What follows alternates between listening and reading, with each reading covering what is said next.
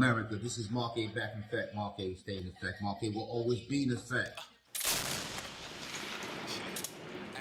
Life is a bus, so the service a must. They make you turn up your phone before you get off the bus and make you wanna go home, dog. There's nowhere to run, so you must sleep through day 0 to get to day 1. And 9 weeks later, and I'm gonna go into this perception.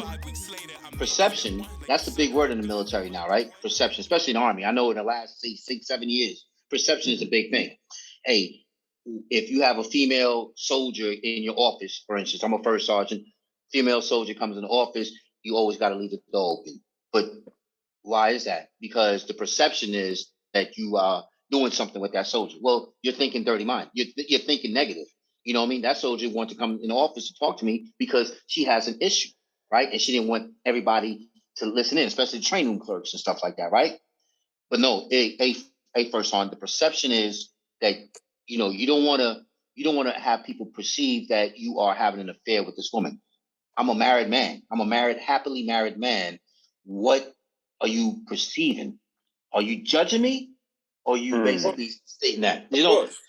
Yeah. Well, so you got to understand people judge you all the time, but do you have the confidence to withstand the judgment? I had a young lady in my office today, door closed, right? I don't worry about that because I can defend that at any time, right? But when you allow people to put their perceptions on you, now, 1, you inauthentic. 2, you really just demoralize that female because you're saying to her, really, I can't trust you around me, neither can I trust myself around you. And so this is why women feel discriminated against. And I don't play that stuff. If she want to come in, I ask her, you want the door closed? And she said, yes, the door is closed. And we sat in there and talked for an hour, and we were laughing and clowning, and she had all kind of issues, and we were laughing and clowning through those issues. And what she said, and it's for me, it's emblematic of my life and who I am. She said I was scared to come down here because I didn't want the chaplain telling me 15,000 scriptures and making me feel bad. She said I feel like I just been talking to my friend for a whole hour and a half. I was successful. Yeah. Mm-hmm. And she'll come back time and time again when she is at her worst. She knows that she can come in that office and not be judged and just sit there and tell me whatever she needs to tell me. And that's not, it's not just a chaplain job. That's a human job. Absolutely. And that's, now we talk about leadership, right? We talk about leadership, like you spoke about the Sergeant Major, and the guy which you're talking about, sounds very familiar to me. I don't want to ask. I ask you. Matter of fact, I'm going to ask you, who was that Sergeant Major? His name is Sergeant Major Ballard. We're still very good friends today. Ballard. Yeah, Sergeant Major Ballard. Anytime I go back to Texas, we go out to lunch, go to dinner, and he came to my promotion. And he said at the promotion, he said, this guy is a colonel, but he owes me that paycheck because he wouldn't be here without me. Yeah, that name sounds very familiar. But what a great joy, man, to see the product of kindness. And I'm a product of his kindness. I'm a product of him understanding. It doesn't matter what my rank was in the military. I was a husband and a father. And he showed me dignity in front of my family. I didn't even know how to be a man. I didn't know how to talk to my wife or my children, but he knew how to talk to me, man. I tell you, I will be indebted to him forever. That's what you call mentorship. And that's something that the Army, the military has. Mentors. Like, I'm not saying that all great mentors. There might be some bad because every organization has some, bad apples in it, right? Every organization has bad apples in it. But at the same time, though, you take from the bad apples and use that to benefit you. Like, that you're not going to do that. Because during my 25 years, I've seen not a whole lot of great leaders, but I have a whole lot of great leaders. But the ones that I learned a lot from the bad ones, because I know what not to do. You know, Yeah, and that's what the Army has, that military has to offer. You know what I mean? Oh, But yeah. it's up to you. Yeah, You know, military. That's more on the comp, non-comp, or the pros and cons. That's basically what comp and non-comp is. What you like in something, what you don't like in something, and you meet in the middle, and that's where it is. That's right. That's it. Absolutely. That's it. Yeah, absolutely. And you just gotta be strong enough to be able to know what you want. I think most of us, if you go into any organization, you go into any church, any mosque, any military, everybody has a philosophy, right? Yeah. On how that organization runs, bylaws. But you know what's interesting? Human beings don't have those things for themselves, right? Mm-hmm. So when I think I was about 31 years old, and I was just walking through the building, you know, you see the commander statement, the mission statement, and all of these things, right? And I said, you know what? Why does this organization have this and I don't have one for myself? So I sit down over the next month or so and decided what my philosophy was going to be. And so I came up with 4 I's, right? Interdict mediocrity, intercept ignorance, infuse excellence, and this is the most important one to me, influenced by many, defined by none, right? So interdict mediocrity means I'm going to do my level best at anything that I'm doing, right? I'm going to do the best that I can. I'm going to try to be better every day. So I'm going to interdict mediocrity. I'm going to forbid mediocrity in my life. I'm going to infuse excellence. This is an important one too, because my excellence is not the person's next to me's excellence. So I have ADHD. So I got all of these degrees, right? I sit down and read a book. It's going to take me 25 times to just understand it. And I'm still not going to understand it 100%. So all of my degrees, you know, I didn't get any honors. I wasn't the top of my class. None of that stuff. My friends would read a book, take them an hour, they get an A. I read it for 5 hours and get a C. But I was infusing my excellence, right? That's my excellence. Yeah. Not comparative to anybody else. Intercept ignorance. Huge. Anytime you have anybody in your life telling you you cannot do something, you should intercept that type of ignorance. Because nobody knows your capability. Most people speak to you from their limitations. What they can't do, what they can't accomplish, what they seen not done by other people. None of that has anything to do with you. Intercept ignorance. Influenced by many, defined by none. I take a lot. I'll take stuff from you guys tonight. I'll go after the show. I'll write it down. I like how you did this. I like how I did this. I need to get better at that. I'll take all of that. But I'm not you. That's right. I'll be influenced by that, but nothing you can do can define me because I've already defined who I am.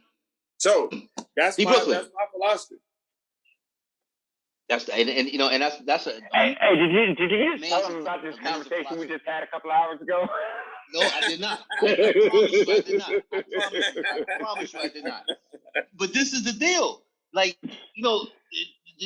okay, so Dr. Shabazz, like I was basically talking to DBrklyn, right? And like a lot of things that you expressed just now is certain things that I've expressed, because I've known, because I've been through those trials and tribulations coming up, I'll tell you a story, in 2011, 2012, I was competing to go to the next rank was Master Sergeant. I was Sergeant First Class. Yeah.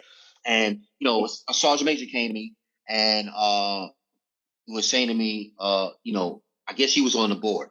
And he basically contacted back and said, I'm not getting selected or whatever for, because I'm missing something. A campaign star on my Iraqi campaign medal or something like that, right? So, but that same Sergeant Major throughout from that time, he ended up quote unquote unintentionally, but kind of felt like holding me back for say 5 or 6 years, right? Or I would say 4 or 5 years. But I said, no, man, I'm going to I'm going to get it without you, with or without you. You know what I mean? It so happened the minute that he retired, the very next list I made, Now, me, how I am, I'm going to show you, like, you're not going to hold me back. So I invited him to my change of responsibility. I've completed my tenure, but I've showed you that I can, I invited him to my change of responsibility. And you know what? He showed up. He showed up. And he's like, you know what, man? Hey, man, you just basically, in a certain sense, like, first of all, you should have been this a long time ago, right? Right?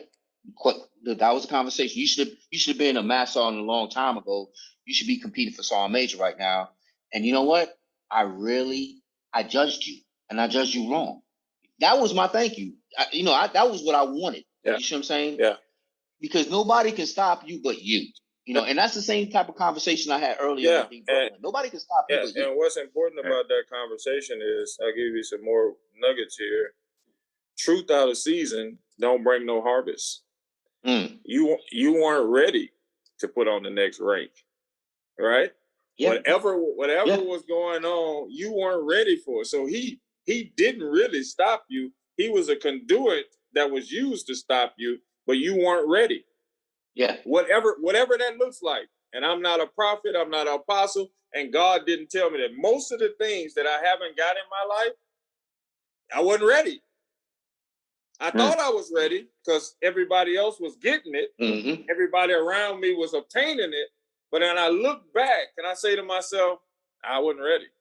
So truth out of season don't bring no harvest. You got it when it was time for you to get it.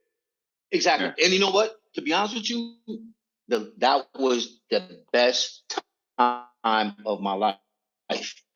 When I finally got it, because you know what? I said to myself, I earned it. So I cherished it. You see what I'm saying? Right. And I said, when I got pinned to Master Sergeant, I said to myself, it's time to give back. It's time to give back. It's not about me anymore. It's about the people with me. You know what I mean? To enhance them to be where I'm at today. And that's where I thought about it. And so the last 4 years of my military career, or let's say 5 years of my military career, that's exactly what I was doing, giving back. Promotion, enhancement, educating, financial, being a better person. Not a better soldier, a better person, a better father, a better husband. That's real. And I had the greatest time in the world. It was time for me to go. So it's time to go. Yeah. So by you saying that, it's like you are reiterating what I was expressing to DBrklyn earlier today. Am I right, DBrklyn? Yeah, you ain't lying. Absolutely. So Chaplain Shabazz, Dr. Shabazz, like, so now you was enlisted, you came, you went to officer, you did, how many years you done now altogether? 28. Wow. 28 years. And how long are you going to, I know you're going to get that start. So I could stay until I'm 62. I'm 53 right now. I'll be 54, God willing, in December. I could stay until I'm 62. And so no Muslim chaplain, obviously, has never been general, because no Muslim chaplain had been colonel. So that will be at the hands of God. I hope it happens. I think not just because of me, I think it'd be just an inspiration to people that all over the world that says, okay, it doesn't matter if you're different. If you put in the hard work, it can happen for you just like it happened for everybody else. And so I can retire right now and obviously go out and make a lucrative salary. But the Army, it's no other place like this in the world. Like I said, I could sit and talk to that soldier for 5 hours and they would have said, oh my God, what an incredible leader you are. You go in the civilian world and talk to somebody more than 30 minutes, hey, brother, you better get to work. Right? So, that itself will keep me around itself. So it's not really about the rank, but I got to be honest with you. When people say you can't have something, it pisses me off. I don't like that. And people are saying you can't have it just because you're a certain religion, a certain color, certain ethnicity. I don't like that. Mm-hmm. Mm-hmm. Now, have you ever dealt with a conscientious objector? Yes, many. How did that go? Like, is that something like, I know a lot of the America wants to know that. Well, I mean, it's easy. I mean, I always go into any situation thinking about that person, not myself, not my beliefs, not my values, because they're not my values. They're not my beliefs. They're his beliefs. They're her beliefs. So when the soldier says to me, I came in, I thought I wanted to fight. I don't want to fight. I don't want to carry a weapon, right? I say to myself, okay, let me write a memo for you and let me push it up the chain of command, because you're supposed to be unbiased. It's a great movie out there. I forget the name of the movie, but this guy was 7 Day Adventist, right? He came in the army, and he decided he was a medic. He decided he didn't want to carry a weapon. It was against his religious beliefs. Everybody mocked him. They ostracized him. And that guy he got the Medal of Honor. He carried more wounded and dead people out of that battle zone than the people who had weapons. These lessons in life, man, will teach you to stop judging people. Yeah. That's why they call sincerely held beliefs. You cannot tell somebody if they're sincere or not. That's our problem. We always try to tell somebody how sincere they are. You don't know that. And that goes back with perception. Is it perception or is it a judgment? Like it's a culture of you're afraid because you don't have your own values, right? So like they come in, they say conscious object. So all the army guys, oh man, he a punk, he's scared, and if you say to them as a leader, say, listen, man, he ain't scared. He don't want to do it. Now the perception of you saw. So we're always fighting these perceptions. This is why I say you got to have a philosophy, man. You got to practice your philosophy. You got to say to yourself, here are my left and right limits. I'm not going outside of those. I don't care who like me, and I don't care who disagree with me, but this is my philosophy. And so part of my philosophy is being non-judgmental, even though we all judge initially. When I sit and hear the person, he says, I don't want to fight. I don't want to go to war. I don't want to do that. I don't have that type of temperament. I listen to him and I give him what he needs. Because internally, I don't know what's going on with him. And second of all, he has to deal with that. That's his integrity. That's his values. I can't give him those. That's right. Well, that's part of communication process anyway.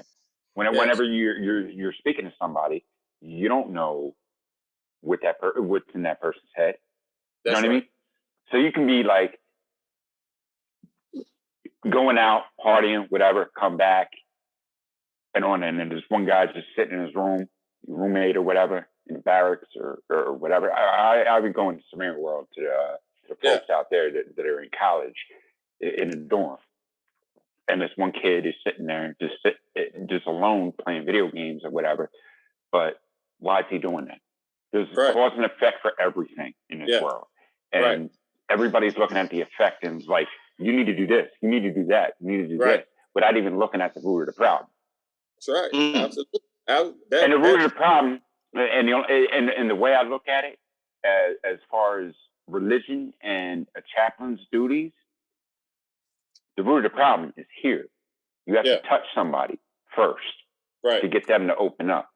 Because mostly I've been quiet this whole time. Why? Because I'm learning.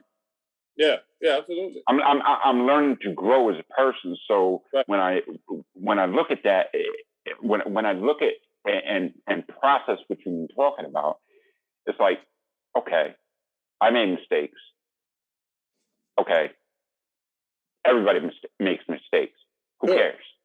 That's right. How do I move forward? How do I go and better myself? And if I can't better myself, you know what? There's other people that need help. Yeah, absolutely. And and helping other people is actually bettering yourself.